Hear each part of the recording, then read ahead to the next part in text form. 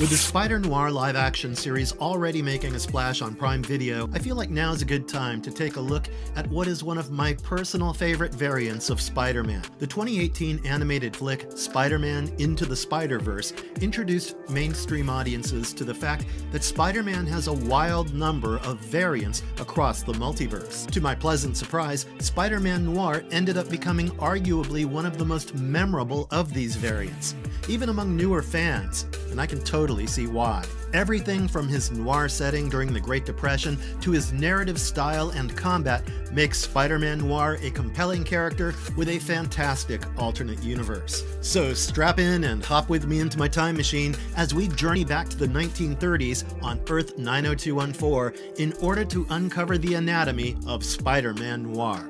Let's begin.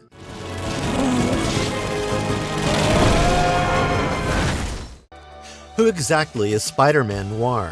I think it's fair to say that out of all the superheroes in Marvel Comics, very few have as many variants as Spider-Man does. So when someone asks me who exactly Spider-Man Noir is, the answer seems fairly straightforward. But in reality, it's not quite as simple as that. Let me explain why, as I give you a somewhat more detailed explanation about this fan-favorite character. In 2009, Marvel launched its Marvel Noir line of comics, and who better to turn into the poster child of this series than its golden goose himself, Spider-Man. This would lead to David Hine and Fabrice Sapolsky working on a version of Spider-Man who belonged to Earth 90214, the designation Marvel gave to its noir universe. The character's origin stories were drawn by Carmine Giandomenico, while Marko Djurjevic designed the costume.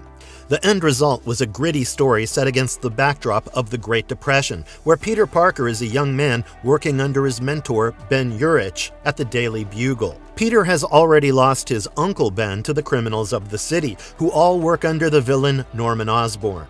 He also supports his Aunt May, who's an activist fighting for the poor, the weak, and the downtrodden, when he isn't working with Urich. During one of his investigations, Peter discovers that his mentor Urich has been secretly working with Osborn in exchange for drugs that he's addicted to. Peter ends up investigating the people Urich has been dealing with, only to find himself pulled deeper into Osborn's criminal world. During this investigation, Peter breaks open an antique spider idol, from which a number of spiders emerge. One of them bites Peter. After this, Peter has a vision of a spider god who grants him his powers. He later awakens inside a black web cocoon, emerging from it to realize that his vision was very real. Not long after, Ben Urich is killed by Osborn's people, adding more fuel to Peter's flame as he sets out to avenge both his uncle and his mentor while ridding New York City of its criminals. I like the fact that they decided to throw caution to the wind when it came to this origin story. It makes sense because Hine, Sapolsky, and the creative team were tasked with creating something fresh regarding this beloved character, and playing it safe would have been highly underwhelming, in my opinion. Fueled by vengeance, Peter makes a uniform out of elements inspired by his Uncle Ben's old World War I airman gear and takes to the skyline of Depression-era New York. Not as its friendly neighborhood Spider-Man, but as a vengeance incarnate instead. Honestly, I never thought Spider-Man could translate to this era so well, but apparently he does, according to most fans.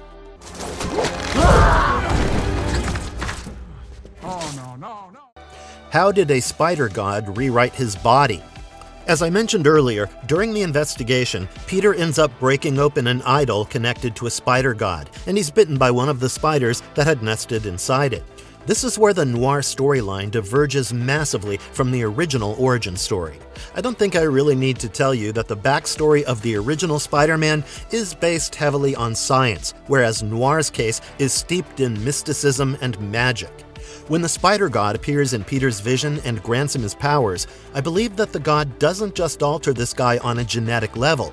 He makes Peter an avatar of something ancient and supernatural. This is represented, in my opinion, by the fact that following his encounter with the mystic spider and his vision of the spider god, Peter emerges from a cocoon. Now, as far as I know, spiders don't really come out of cocoons in the same way butterflies do.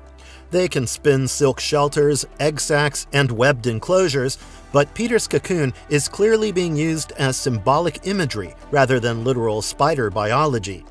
Peter is most certainly not prey here, so the cocoon represents his emergence as a completely new being who has transcended normal humanity. If it were a purely science-based transformation, there would be no need for the writers to use such mystical symbolism, which makes me believe that it's very much intentional. It shows the magical nature in which the Spider God has rewritten Peter's body. The idea we are given, if I'm not mistaken, is that the spider's bite functions almost like a curse and a blessing. To an ordinary human, it could be deadly. But for someone like Peter, whose intentions are pure and whose rage is pointed at injustice, it elevates him beyond his humanity. You know, I got bitten by a spider a month ago. My hand is still red. But I'm not turning into Spider-Man yet. Usually in Spider-Man stories, this dichotomy between Peter's powers being either a blessing or a curse arises from his inner conflict, his role as Spider-Man, his moral values, and the strained relationships with his loved ones. Here, I think it's evident that Hine and the team decided to make this aspect of Spider-Man's character mystical in nature as well, by grounding it in something tangible instead of only an abstract emotion. The closest thing in Marvel that immediately comes to mind when it comes to divine intervention turning someone into a superpowered being is Juggernaut. Unlike what many people believe, Juggernaut is not a mutant. He is an ordinary human who stumbled upon the gem of Sidorak, which made him the avatar of that godlike entity and turned him into the character we know. This is the best way in which, I believe, the transformation of Peter Parker at the hands of the Spider-God can be explained. What's really different under his mask? If you were to ask me what's really different under Noir's mask, I wouldn't know where to start. So allow me to begin by saying that I've already discussed how his powers are fundamentally different from the original Spider-Man's when it comes to the nature of their origin. Other than that, Spider-Man Noir pretty much has the same broad set of powers that almost all other Spider-Men have. He has a spider sense that warns him of imminent danger. He's blessed with insane agility and strength, and Noir can also climb walls and other surfaces in trademark Spider-Man fashion. The one place where he's different from many of his other versions, especially the one from Earth 616, is the fact that Noir's webbing is organic, something like Tobey Maguire's Spider-Man from the Sam Raimi movies. This version of Spider-Man also doesn't usually use his webs in the early comics to perform those daredevil swings across New York skyscrapers and high-rise buildings. Instead, I recall him using his webbing to restrain, disarm, and pull things in his environment during combat. Later appearances give him more traditional web-swinging ability, but originally, Noir's webbing had a darker and more brutal function. Speaking of combat, I can tell you that there is certainly a marked departure here too from what we are traditionally used to seeing from Spider-Man. For one thing, Noir is not above using guns and lethal force in his early stories. Essentially, he's not afraid to get his hands dirty, as long as it means winning, and the only time he considers something a victory is when the bad guy can no longer hurt anyone. I think that should give you a fair idea about the difference under the mask. You know how they say that Spider-Man is always holding back his punches whenever he's fighting his villains? Not in this case, he isn't. If you want to see what a violent, rage-fueled Spider-Man who will do almost anything to win and isn't holding back looks like, I think Noir will satisfy your curiosity. I mean, the guy literally wears a vest and carries old-school weapons despite having spider sense. You'll see Spider-Man Noir pull up on people with guns in his early comic portrayal, even as he proceeds to unleash violent justice on criminals. The survivors are not so lucky either, because Noir can also cave faces in with his blows when he's pushed far enough. Although later in the comics, he does begin to introspect on his violent and brutal ways, which leads him to soften up quite a bit. However, there is no doubt in my mind that, if compelled, Spider-Man Noir will not hesitate to send his foes on a one-way ticket to hell, courtesy of his weapons, fists, and fury. I mean, who can blame him, after all that he's been through and all that he has to deal with in the mean streets of New York City during the Great Depression? How is his trauma wired into his body? If there is one character in Marvel whose name is synonymous with trauma, it has to be Spider-Man. And I don't just mean Uncle Ben dying being a canon event that almost every Spider-Man apparently has to go through. Just look at most Spider-Man stories. It's kind of like the writers have a vendetta against Parker or something. Is it therefore any surprise that Spider-Man Noir isn't any different? Not for me, it isn't. From the onset of the story, Spider-Man Noir's life is blotted with tragedy, starting with Uncle Ben's death. In this story, Ben is not shot by a mugger. He is instead killed by the Vulture, who is a deranged cannibal in this alternate universe and works under Norman Osborn, also known as the Goblin. His death sends Peter spiraling into grief as he's left with his Aunt May, who herself is a rabble-rouser working against the criminals and corrupt officials who run the city. Despite having already lost a husband to the cause, May instills in young Peter a sense of responsibility toward the weak and the downtrodden. Later, when Peter loses yet another father figure in Ben Urich, whom he discovers had been in league with Osborn, reality just shatters around him. That's why, after he gains the powers of Spider-Man, I feel like this inner anger and trauma begins to find a release valve in his vigilante pursuits. In my opinion, this can be felt in every single blow and bullet that he delivers to criminals. Remember, I told you that Spider-Man Noir was an absolutely brutal individual. Well, for someone to become this cold-blooded, they have to be driven by trauma of some kind. Peter in this universe is always on the edge, ever aware that his enemies might attack his loved ones at any given time. Therefore, his spider sense almost feels redundant in the face of his paranoia. Every time Spider-Man Noir goes into action, he makes sure that his opponent never gets back up, because it's his trauma making him ensure that he never has to go through the same things he experienced due to the loss of his uncle and his mentor. What did death and resurrection do to him? Before I start this segment, one thing that you have to understand is that in comic books, death is rarely permanent, especially if it's a popular character. With that in mind, let's move on to the Edge of Spider-Verse series, which came out in 2014 and served as a prelude to the Spider-Verse crossover event. Why is this relevant for Noir? Because in one of its issues, Spider-Man Noir is removed from being only a standalone alternate universe character and placed in the broader spectrum of the Spider-Verse. His fight with Mysterio is cut short by the sudden ambush of another villain called Karn, who is part of a group called the Inheritors, which I'll discuss in a bit. However, before anything worse can happen, Superior Spider-Man, who's actually Dr. Octopus inside Peter Parker's body, comes through and rescues Noir. After this, Noir is recruited into the multiversal Spider Army. Following the events of Edge of Spider-Verse and the larger Spider-Verse saga, Noir later becomes part of the multiversal spider conflicts again. In Spider-Geddon, he is killed by the Inheritor Morlun, which serves as one of the darker moments for fans of the character. Let me just explain who these Inheritors are and how they're able to kill spider people so easily. Basically, the Inheritors are a group of vampiric predators who feed on what are known as totems. These are beings who embody a mystical link between humans and animals.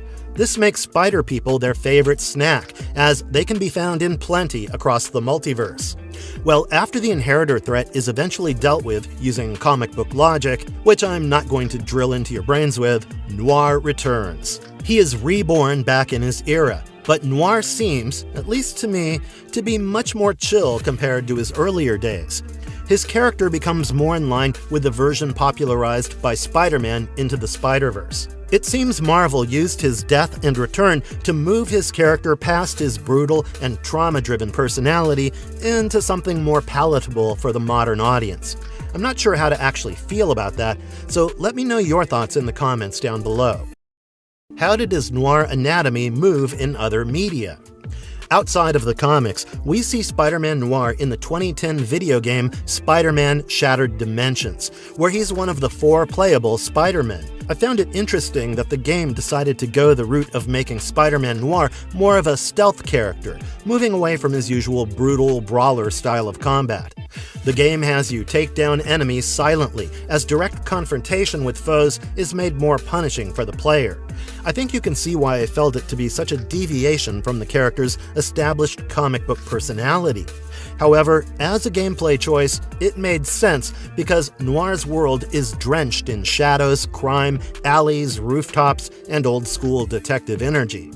Turning him into the stealth Spider-Man allowed the game to make his universe feel mechanically different from the brighter, more acrobatic Spider-Man.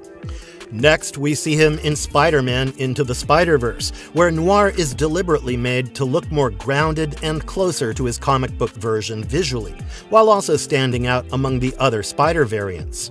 He's much more deliberate in his movement, though I still feel that the lack of guns and fatalities will immediately stick out to long-term fans. However, considering the nature and rating of the film, I can't blame them for toning things down in that regard for his character. How is he portrayed in the current Spider-Noir series?